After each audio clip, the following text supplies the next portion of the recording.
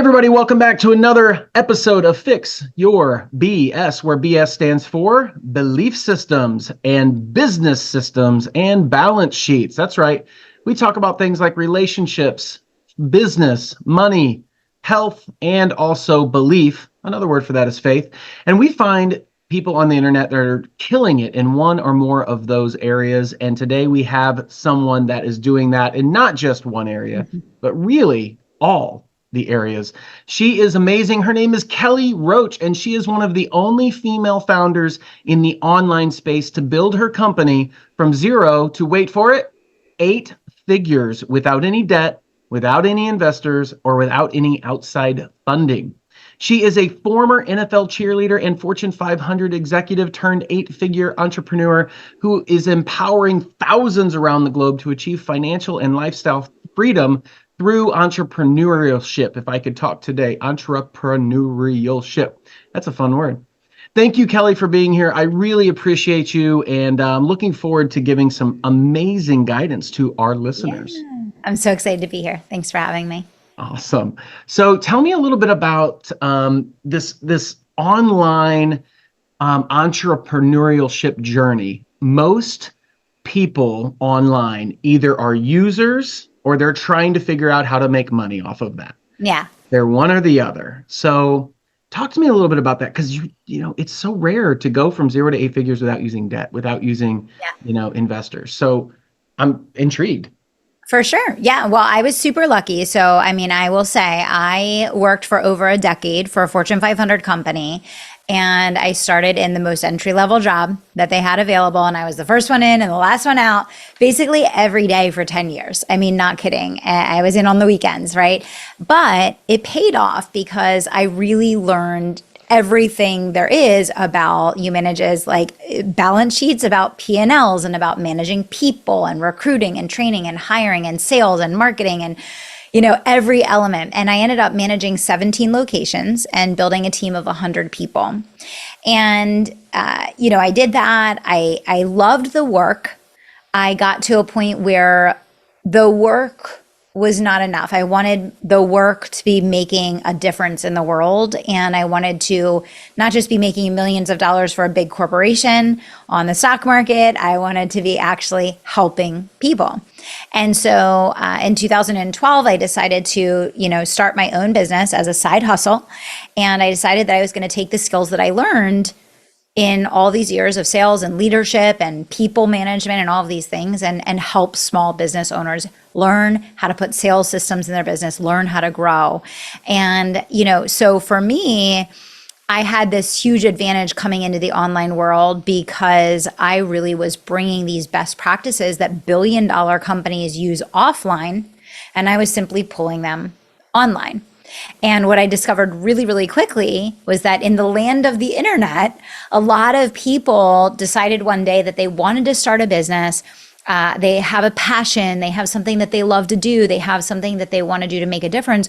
But a lot of them don't necessarily have that background in budgeting and managing a P&L and building teams and, achieving sales and putting systems in place. And so I realized there was like this gaping hole where we have all these really talented people that have a desire to make a difference and they have a desire to build a great business, but they didn't have that middle part, which is the difference between being the business and building a business. And so that's where my last decade of my life has been focused. How do I help people to be successful in making their dreams a reality by understanding how to go from being the business to building a business? And I love it. It's a passion of my life besides being a wife and a mom. It's been a great journey. So that is so you're speaking to my heart right now, because that is one of my favorite things to do. So I'm a chiropractor by trade. Had a chiropractic clinic for 13, 14 years. And at one point I realized I cannot keep doing what I'm doing the way I'm doing it, because I was the person working in the business that was producing everything. And that's where most small, middle-sized businesses get stuck. That's why most businesses in America don't get above 12 employees. It's because they're key person dependent. And I didn't realize that for literally like 15 years. And then finally I realized it one day and went, I got to do something different. I got to learn how to run a business, because doing the thing isn't running the business. Oh, exactly. Yeah. So it's amazing though that you had such two things that I got out of that. Number one, that you had such a really great background in being in a business and being able to observe what was happening in that business.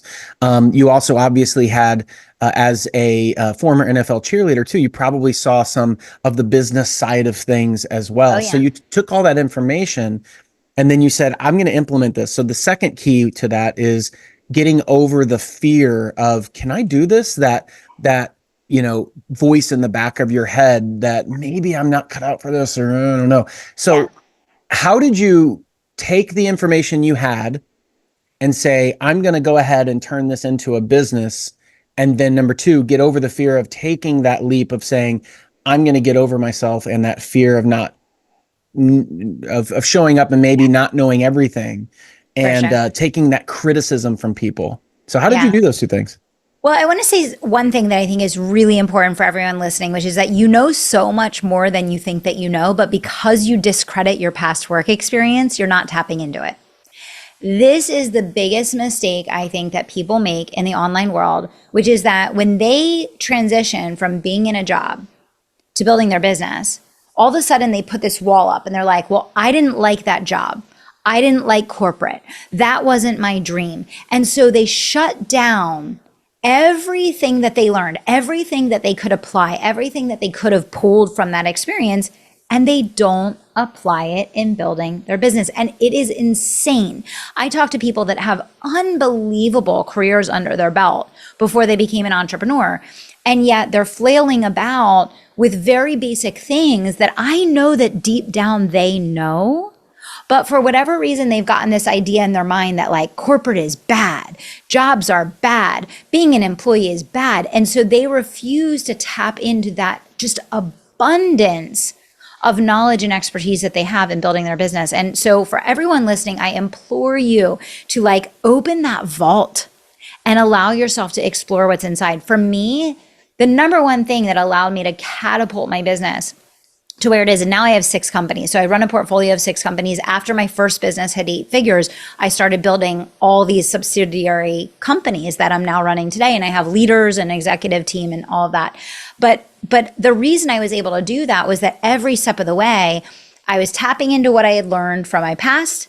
And then I was marrying it with new things that I was learning by working with coaches and by taking courses and by attending things in the online space to learn what I didn't know, which is the online world, right? Because I had worked in corporate where I was selling business to business. I wasn't doing anything with internet marketing. And so I had to bring those two things together. So the first thing I would remind everyone of is that you have a lifetime of experience behind you. And chances are you're using an itty bitty fraction of what you actually know, but you have to think differently about how you're extracting the knowledge and experience from those years that you had behind you. And one more thing I'll say on that before I move on to the how do you have the confidence to brand yourself and fail publicly in front of everyone, because that's a fun one, is that I think a lot of people shut down when it comes to applying things from their past to their future because they feel like they had a toxic boss or a work environment that they didn't like or this, that, and the other. I hear all the stories and people hear me describe my experience and they're like, oh, well, that sounds wonderful. That must have been so great for you that you had such a good experience. I had all the same experiences that everyone else does. But the only difference is that I kind of divided my experience into 2. All the things that I didn't like, that I didn't enjoy, that I didn't want to perpetuate, I put in one category. And all the things that were useful, that were smart, that were strategic, that I thought I could actually benefit from in some way, I put in another category. This category, I was like, okay, how do I take this and drop it into my own business? And this category, I was like, how do I do the opposite and take this thing that I didn't like, that I didn't appreciate, that I didn't enjoy, and flip it around and do something different.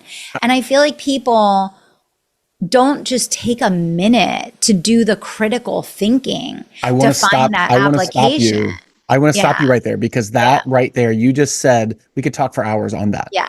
Because what you're talking about is taking a moment and really analyzing the business as opposed to what I call it is coaching the coach, right? So they have Mhm. all this experience and then they start their own. And what happens is they start to become very reactive. Yes. So how does someone like I bet you've experienced that where you've been in the reactive mode in business when things weren't going just right or whatever. And now you're just reacting to everything instead of taking the time to do what you just said, which is like, I started this business because I didn't like certain things of the job I was in. So therefore, I'm going to analyze those things and create an environment where I would love to work. So Yeah. step me go through that process because I think Yeah. that's so huge. Yeah, I mean, I think to your point, it's so easy to become reactive because when you're a small business owner and you're on your own, like the buck stops with you for everything. Most of us are self-funded, right? So we don't have a fallback position, we don't have investors, we don't have like this abundance of like independent wealth that we're falling back on. It's like it all falls on us. So what happens is a lot of times it's easy when situations are coming at us to get very reactive and then to get into like a fear state, an anxiety state, an overwhelm state. And then you do begin to make decisions from a place of just reacting and responding to what's happening. And you forget, what am I trying to create? What am I trying to move towards? What is the outcome that I want? Right? Because there's a solution to every problem. But if you're just reacting, you're not in solution. You're just in band-aid. You're like, how do I survive the moment? Versus when you are in that state of creation, you're like, how do I solve the problem? How do I overcome it? And I think it's very much about self-awareness. You were saying about like, how do you take something that you didn't like and then cultivate something that would create the experience that you do want to work in or the result that you do want to have? That all starts with self-awareness, right? Because it's only the degree to which we can become aware of our own habits, our own behavior, our own mindset, that we can elevate that to get a better result. I want everybody to understand. So, people listening to this, they listen to people on my podcast, and we have an array of people. Now, I love the fact that you're one of the only female founders in the online space to build your company in 8 figures. I love that. And I want to dive into that a little bit because being a woman in the entrepreneurship world, I've met a lot of them, and there's a different angle. There's a different, there's a lot of different things you have to overcome that are just different than what an average male would have to deal with. So I do want to get into that, but I want everybody to listen to this because you have to understand the genius of who you're listening to. Okay, so Kelly is an 11-time international best-selling author. Okay, so take that into consideration when you're taking her information, because this is somebody who's already been there, and this is something I advocate for so much, is find a mentor who's already been there. She's a top 20 podcast host. She's obviously a philanthropist, which is so awesome because a lot of people just want to earn money just for them. So you give back. You've been featured on ABC, NBC, Fox, and Forbes, and you've won some amazing awards, like being number 287 on the Inc. 5000 list, the Stevie Awards Woman of the Year, Titan CEO of the Year, and Inc.'s Best in Business. Now, I want everybody to understand, everything she's saying comes from experience, and you don't have to go through the pain that she's gone through.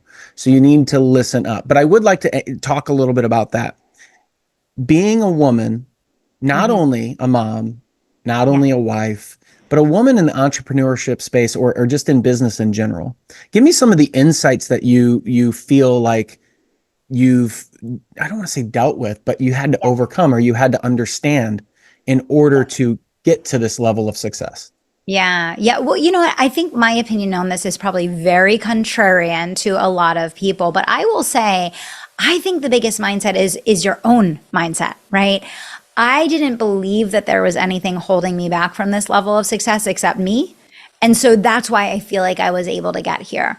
And I think the degree to which you believe that there are outside influences and outside obstacles that are preventing you from succeeding or necessary to allow you to succeed is the degree that you're abdicating your power and you're putting that reliance on something that you can't control.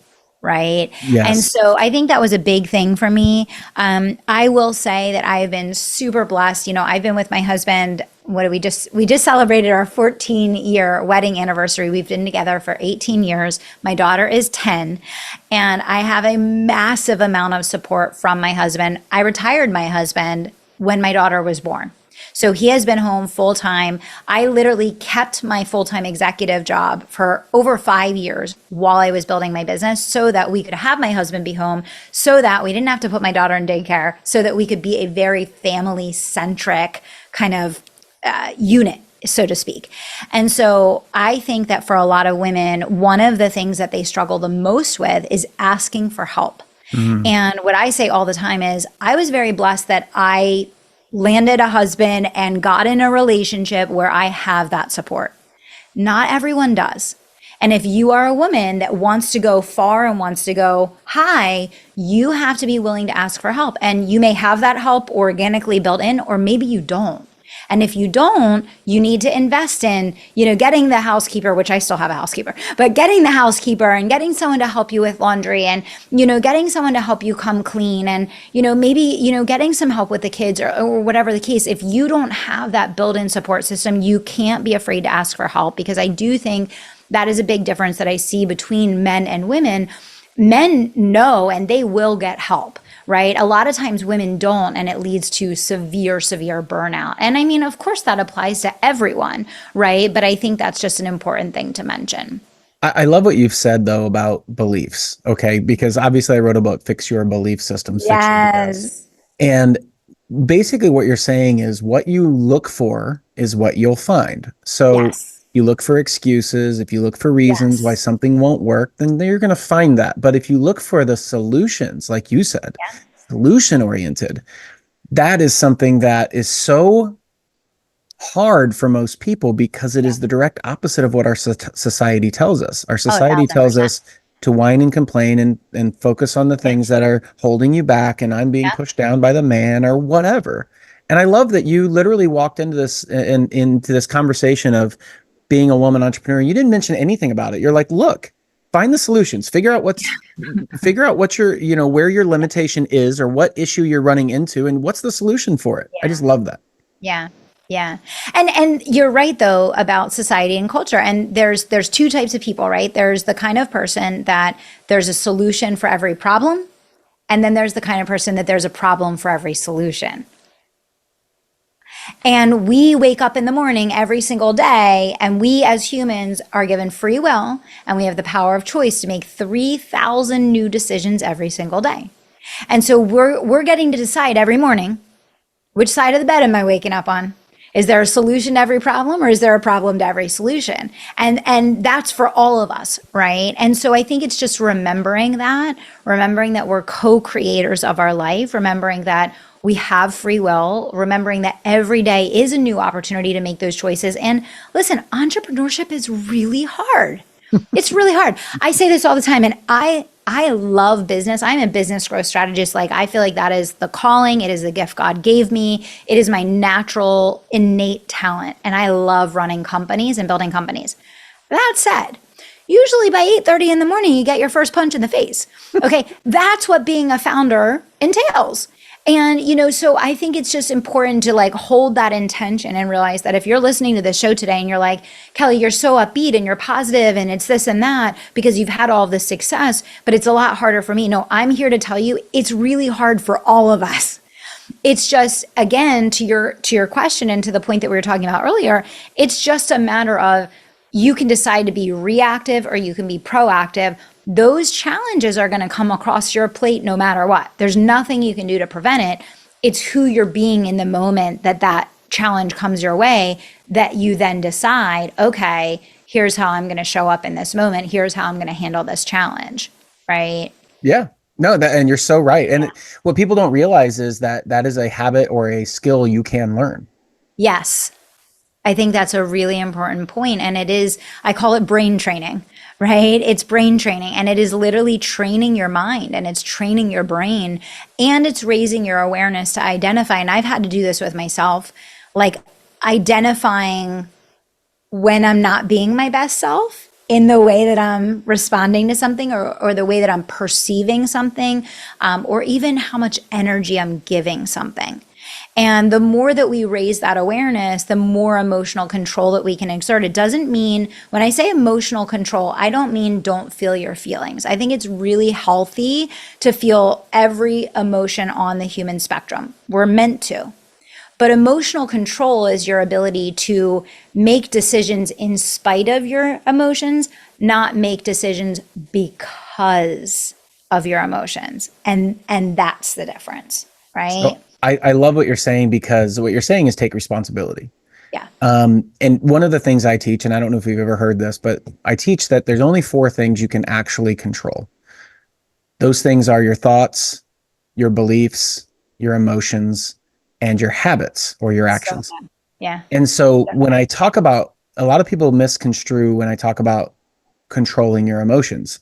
I don't mean push them down. Like you just brought that up. You said, Yeah. I don't mean push them down. What I mean is experience it and figure out or ask, why am I feeling this emotion of frustration or joy or fear or happiness or whatever? So then you can recreate those emotions that you want to feel more often through your thoughts and your beliefs and your habits. And so I just love what you're saying about that. Take responsibility, because I believe that is what maturity actually is not being at the effect of your emotions, but being at the cause of the emotions or using them for your advantage. 100%. I love that. So powerful. So powerful. So tell me a little bit about, you've got obviously a plethora of information. Like I love your Facebook, your Instagram is awesome, which everybody needs to click on that. It's Kelly Roach Official. You can go to Instagram and click on that. She's got a ton of information right there for free, right at your fingertips. It's amazing how much information is available out there. But talk to me about, you have Cairo's moment, right? Mm-hmm. Tell me more about that. Tell me, tell everybody about that and what it is. Yeah, absolutely. Well, for me, I always kept my faith and my business separate. My first 10 years of being in business, I always kept my faith very private. I never spoke about it publicly. I just kind of always kept the two things apart. And, back a couple years ago, I went through some really extreme challenges. I got sued by Entrepreneur magazine for using the word entrepreneur. And it turned my life upside down. It turned my business upside down. I had to rebrand. I won't even explain the living hell that I went through for over a year. And that was on top of everything that comes with running an 8-figure company, which is a lot, right? And so I went through some pretty extreme lows. And the thing that really got me through that was my faith. And it was remembering my why. And it was remembering that God had a bigger plan for my life. And it was remembering that I was here with a purpose and that there's something bigger and better on the other side of this. And that this isn't meant to hold me back. This is meant to catapult me forward into what is destined for me in the future.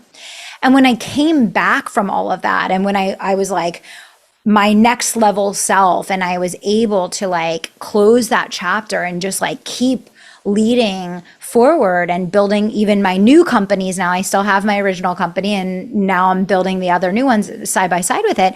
I realized that it just was a huge disservice and not fully transparent for me to not acknowledge that that was how I was able to get through all of this. And so I just made a commitment and a decision in that moment that I was going to really share my faith boldly. I was no longer going to keep it private or keep it, hidden. I was going to invite other people to welcome God into their business and into their lives, and to make faith a part of the way that they walk through life, right? And I think, one of the other things that really encouraged me to begin talking about Kairos and inviting people to have a Kairos moment in their life, which I'll talk about that more in just a second, was that I started seeing a pretty severe trend in the entrepreneurial world of a lot of entrepreneurs with anxiety and burnout and depression. And a lot of people were actually closing their businesses down and leaving the space completely. And, all of this was kind of happening at a time where I was like, wow, these people don't have an anchor. Hmm. They don't have an anchor. They don't have God. They don't have faith in their life. And that's why when these challenges are coming, like they don't have anything to grasp onto to help them work through it. Right. And so I began to have this conversation about Kairos and a Kairos moment, which is basically the way that the word Kairos, and there's a lot of different meanings, you can look it up. But, when you think about it, it's like, in many ways, a Kairos moment is when you welcome God into your life. It's a precipitous moment for a critical action. And it's a time that you welcome God into your life in such a powerful and meaningful way that your life will never be the same. And I decided to really put my stake in the ground around this because I felt that culture and society was really doing everything it could to push our connection to God out of the conversation, to push faith out of the conversation. And I saw how it was just devastating people, devastating families, devastating people's mental health, devastating, their ability to keep going during tough times. And I was like, wow, I have this platform and I have this opportunity to touch and reach and impact so many people. And what a waste it would be to not have this conversation. And so I decided to change my program that was called The Inevitable Millionaire to Kairos, and to really focus on faith leadership, mental toughness. How do you build an empire with faith and family at the centerpiece of what you're doing? And I will always be a business strategist at heart. I still run a very high-end coaching and consulting company for entrepreneurs that want to scale. I still have many products, programs, and services that are very in depth in the strategy of building winning teams and organizations. But I was like, I have to do this. And I feel like it could save marriages. It can save people's lives. It can save businesses.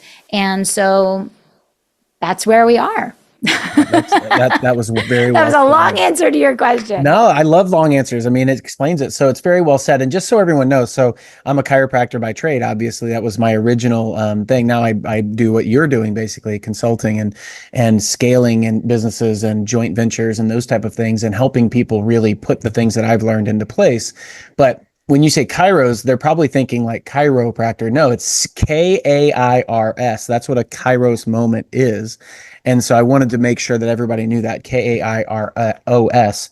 But one of the questions I had in that answer, you talked about separating your faith from business in the beginning. Why do you think that was? Because this is a common thing that comes up. I have a lot of friends now that are very successful, and they did the same thing. And then later on they started. Do you think it was the success that allowed you to feel free enough to do that? Or why did you do that in the beginning, do you think? I think it was just the pressure of, society, and thinking that, we were always raised to say, what do you not talk about at the table or at a party? It's religion and politics, right? And so it was like, you don't dare bring that into a secular conversation. Or money, for that matter. A lot of times, right? Religion, politics, and money, you don't talk about it. And you're like, yeah, exactly. So, I mean, for me, I think it was, if I'm being really, really honest, it was a lack of courage. If I was just totally transparent, it was a lack of courage, because I guess I was scared. I didn't know like how people would react or respond to that. I felt like it was too like disruptive or whatever the case. And now I'm just like, I don't care. I'm like, I've built what I built. Like, I don't care, like, what people have to say about it. If I lose clients over it, if people don't want to follow my brand because of it, if people don't like me because of it, I'm just at a point where I'm like, I don't care, because I think it's way too important to not make sure that it's a part of the everyday conversation. And I also feel like it didn't matter as much when I was small and I didn't have a following, right? But now it matters. Like, I have a responsibility because I have a platform, because I have a voice. Now I feel like it's like God is calling me to say, like, I gave you this success. I gave you this platform. I gave you this opportunity. Now put it to work, for the kingdom. And so, so that's that. That's awesome. I love that. And I think you're right, though.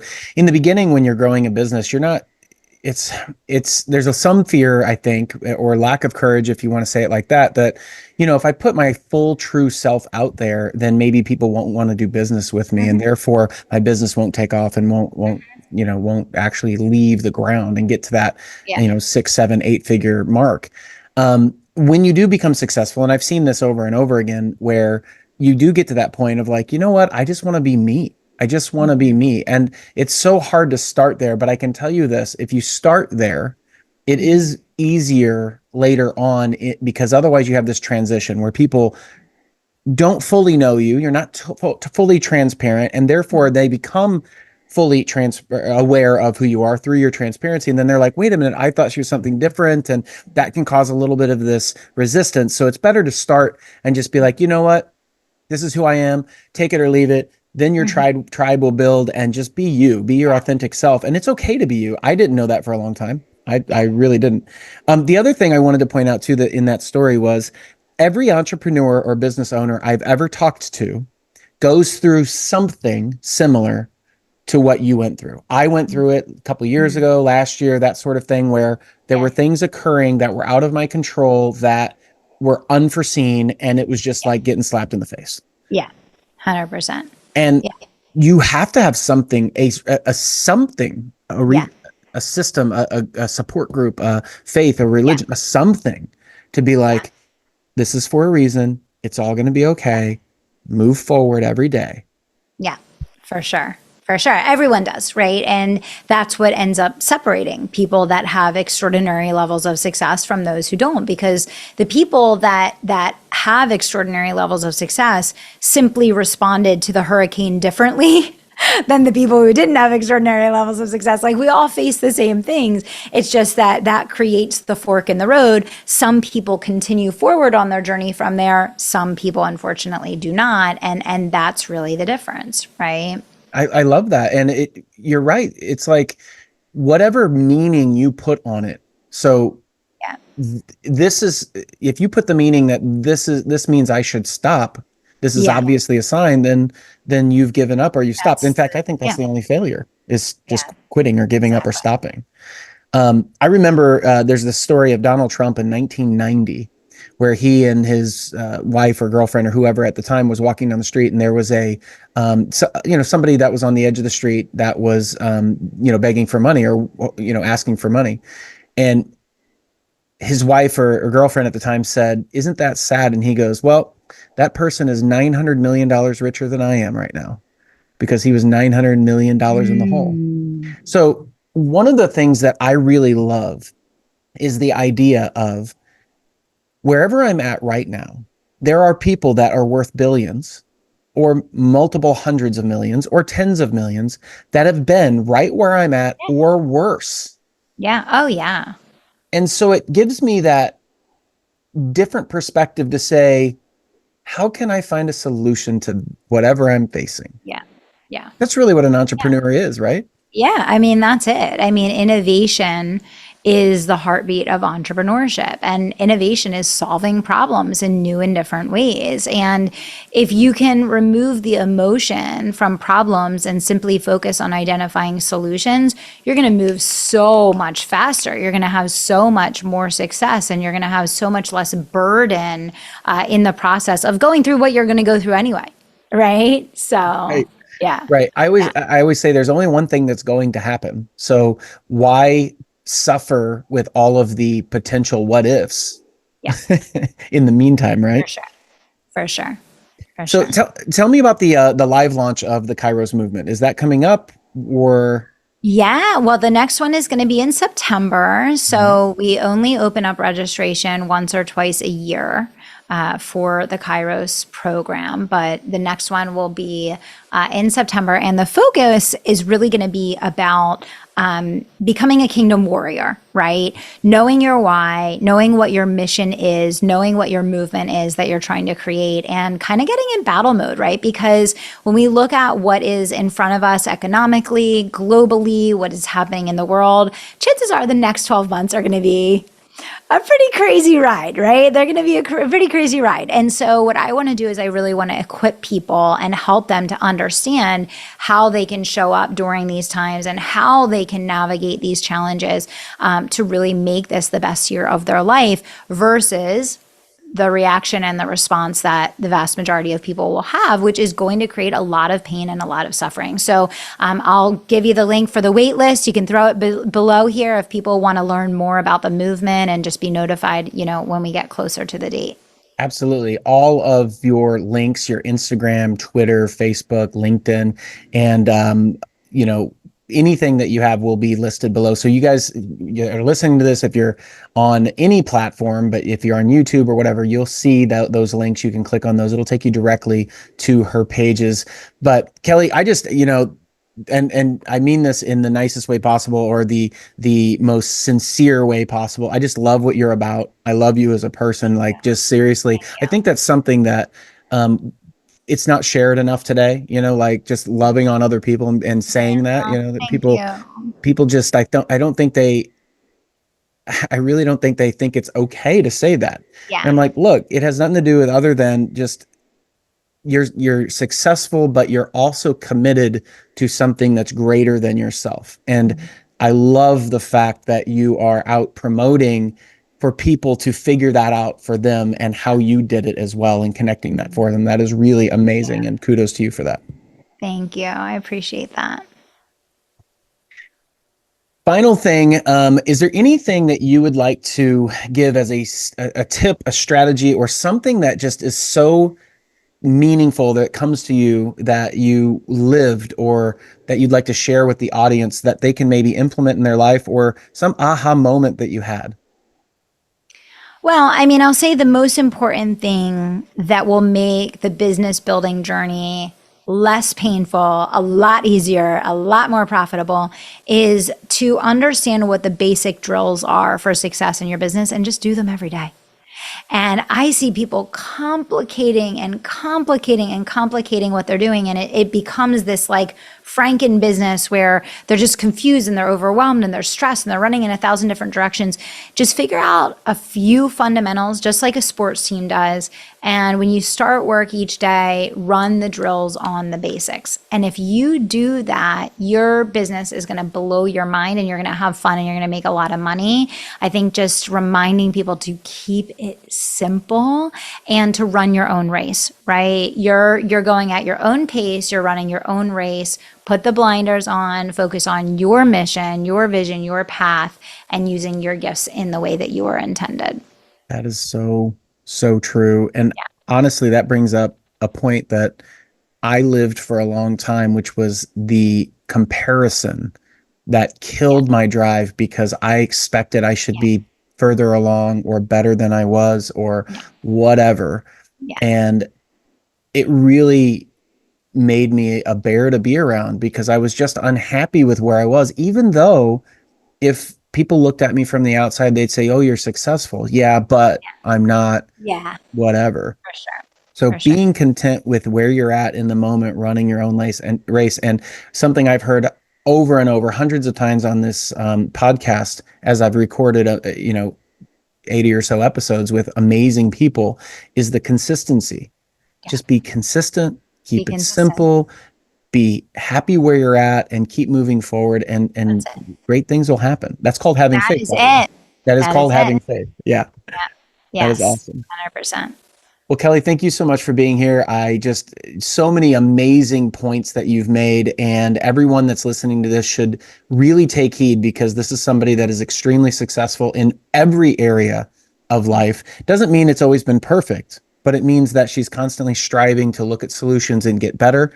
You need to make sure, here's some notes that I took in our conversation, but coach the coach, meaning coach yourself, act like you are your own coach, and figure out, what would I do? How can I take responsibility for my actions and for my business?